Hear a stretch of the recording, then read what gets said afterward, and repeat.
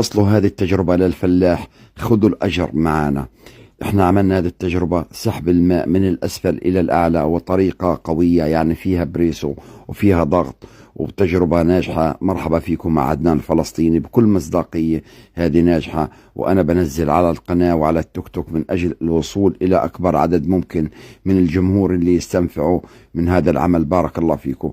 الآن بندخل الماء جوا هذه الماسورة، ومن ثم يا إخوة بنضخ اللي هو الهواء، يعني من خلال الطرمبة اللي بتنفخ فيها البسكليت، يعني هذا هو. أي بدنا نضخ الهواء. شفتوا كيف الطريقة؟